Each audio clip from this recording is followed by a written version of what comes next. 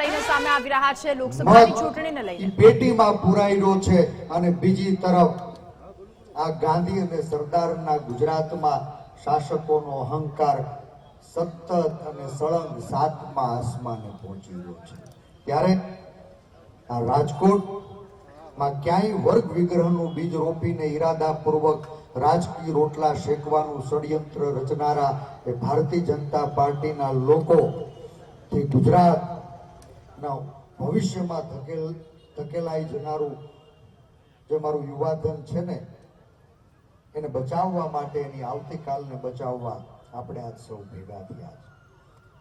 કોઈ કીધું કે પરેશભાઈ તું નાના કરતા હા કરી બેઠો. મેં કીધું હા, હું કોંગ્રેસનો કાર્યકર્તા છું અને જ્યારે આ દેશની દીકરીઓના દામન ઉપર કોઈ દાગ લગાડવાનો પ્રયાસ કરે ને ત્યારે મારે ઈ સભાની અંદર ભીષ્મ પિતામહ કે ગુરુ દ્રોણ નથી બનવું બાપ. કે દીકરીઓના દામનને દાગ લગાડે ને તો ભગવાન કૃષ્ણનો સાર, ભગવાન રામ જીવનની મર્યાદા, ભગવાન કૃષ્ણ જીવન જીવવાની કળા અને રામ ભગવાને ચીંધેલી મર્યાદા જ્યારે કોઈ ઓળંગે ને ત્યારે જ મહાભારત થાય. આજ ભારતીય જનતા પાર્ટીએ આ રાજકોટના રણ મેદાનમાં મહાભારતને નોતરું આપ્યું છે. ત્યારે ગીતાનું જ્ઞાન લઈ અને મારી માતા કુંતાએ અભિમન્યુને બાંધી રાખડી, દેવી શક્તિએ આ દીકરાને રાખડી બાંધી છે. એક અભિમન્યુ હાથમાં કોઠે અટવાઈ ગયો તો સાહેબ, હું તો 2002 માં દૂધ પીતા પીતા અમરેલી વાળાએ મને જીતાડ્યો અને આજ 22 વર્ષ વીતા. આ રાજકોટ મારા સૌરાષ્ટ્રનું હૃદય કહેવાય બાપ. એક દૂધ પીતા છોકરાને અમરેલી વાળાએ વિધાનસભામાં મોકલો તો હવે તો 22 વર્ષે છાછ પણ ફૂકી ફૂકીને પીવું.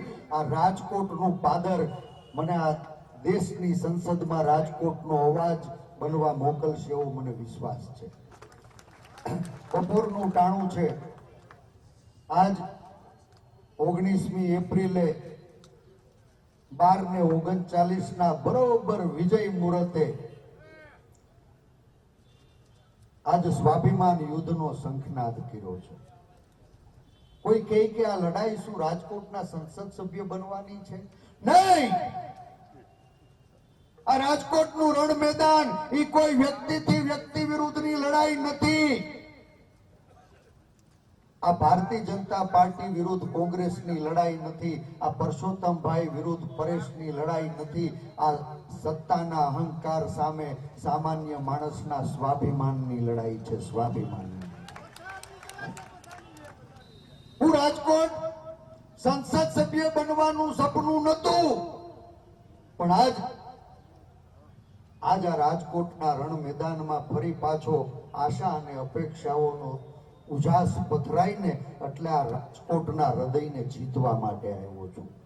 સમાનતાના અધિકારનું રક્ષણ કરવા માટે આવ્યો છું. ફરી પાછો સદભાવનાનો દીપ પ્રગટાવવા માટે આવ્યો છું. હું ખાલી સંસદ સભ્ય બનવા નથી આવ્યો. શારીરિક, માનસિક, આર્થિક અને ભૌગોલિક વિકાસની જે પરિભાષા ભારતીય જનતા પાર્ટીએ સંકુચિત કરી છે, આ વિકાસની પરિભાષાને બદલવા માટે આવ્યો છું.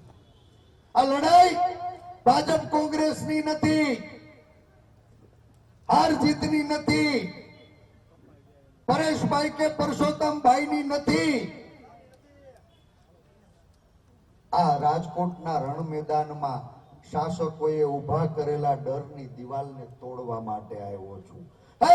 ભારતીય જનતા પાર્ટીએ વર્ગ વિગ્રહના બીજ રોપીને આ ગાંધી અને સરદારના ગુજરાતમાં વીતેલા 20 વર્ષની અંદર ક્યાંય નાતને, ક્યાંય જાતને, ક્યાંય ભાતને, ક્યાંય કોમને, ક્યાંય ભાષાને, ક્યાંય ધર્મને